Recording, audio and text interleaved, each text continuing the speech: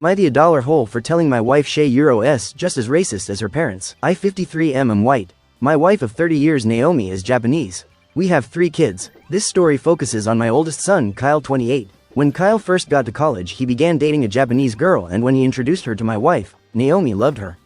They didn't end up working out. But for the past 3 years, my son has been seeing Donnie, a black girl. My son was in medical school across the country and he ended up meeting Donnie because they both were volunteers at a soup kitchen. I remember the first time he sent a picture of her, my wife immediately didn't like her. I'm going to try to phrase this without sounding ignorant myself, but she looks like the urban black girl most think of when African American women. She has the big hoop earrings, the long nails, the long eyelashes.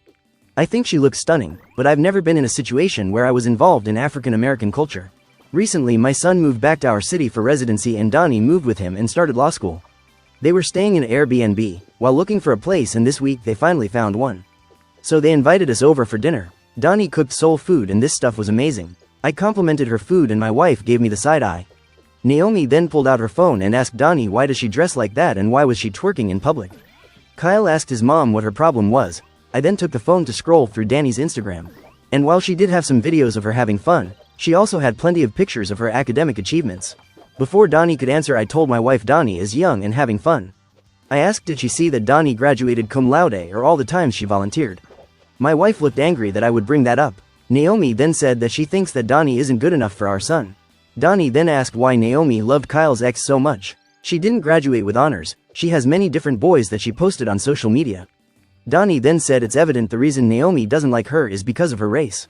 Naomi doubled down and said so what?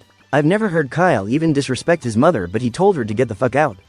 Naomi left crying. In the car on the ride home I asked her what was her problem.